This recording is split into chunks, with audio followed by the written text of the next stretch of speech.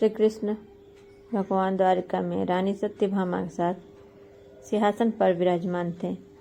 निकट ही गरुड़ और सुदर्शन चक्र भी बैठे हुए थे। तीनों के चेहरे पर दिव्य तेज झलक रहा था।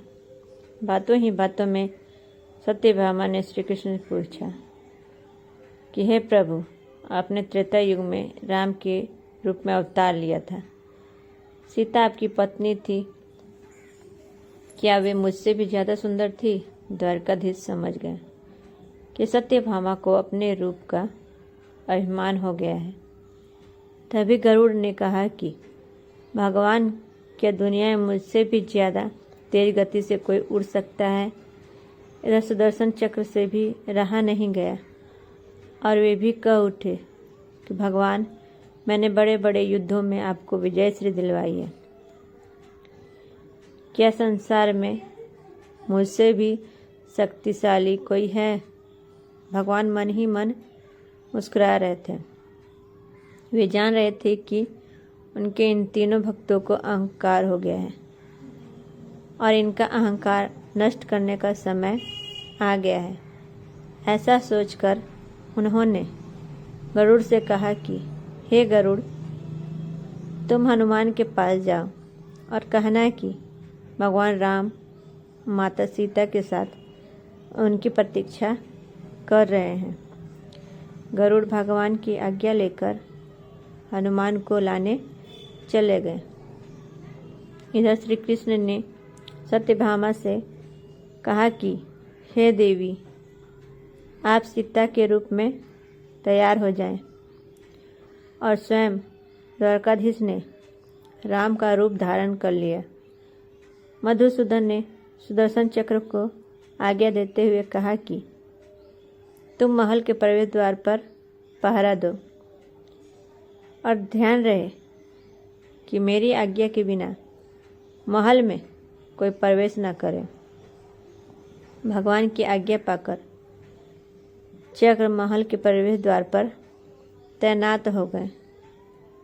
गरुड़ ने हनुमान के पास पहुंचकर कहा कि हे वानर श्रेष्ठ, भगवान राम माता सीता के साथ द्वारका में आपसे मिलने के लिए प्रतीक्षा कर रहे हैं। आप मेरे साथ चलें। मैं आपको अपनी पीठ पर बैठाकर शीघ्र ही वहां ले जाऊंगा। हनुमान ने विनयपूर्वक गरुड़ से कहा, आप चलिए, मैं आता हूँ। गरुड़ ने सोचा, पता नहीं यह बूढ़ा वानर कब पहुँचेगा। खैर, मैं भगवान के पास चलता हूँ। यह सोचकर गरुड़ शीघ्रता से द्वारका की ओर चले। पर यह क्या, महल में पहुंचकर गरुड़ देखते हैं कि हनुमान तो उनसे पहले ही महल में प्रभु के सामने बैठे हैं। गरुड़ का सिर लज्जा से झुक गया। तभी श्री राम ने हनुमान से कहा कि पवन पुत्र, तुम बिना आज्ञा के महल में कैसे प्रवेश कर गए? क्या तुम्हें किसी ने प्रवेश द्वार पर रोका नहीं? हनुमान ने हाथ जोड़ते हुए सिर झुकाकर अपने मुंह से सुदर्शन चक्र को निकालकर प्रभु के सामने रख दिया। हनुमान ने कहा कि हे प्रभु, आपसे मिलने से मुझे इस चक्र ने रोका था, इसलिए मुंह में रख मैं आपसे मिलने आ गया। मुझे क्षमा करें। भगवान मन ही मन मुस्कुराने लगे। हनुमान ने हाथ जोड़ते हुए श्री राम से प्रश्न किया, हे प्रभु, आज आपने माता सीता के स्थान पर किस दासी को इतना सम्मान दे दिया कि वह आपके साथ सिंहासन पर विराजमान है? अब रानी सत्यभामा का अहंकार भंग होने की बारी थी।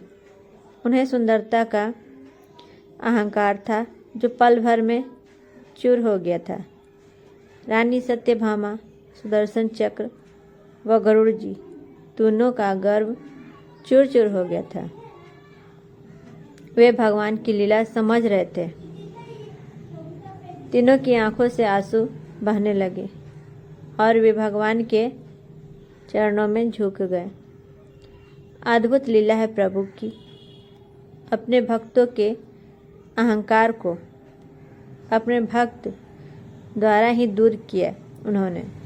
सार जीवन में कभी भी अहंकार नहीं करना चाहिए। जरूरी नहीं है कि आज जो आपके पास है वह कल भी होगा।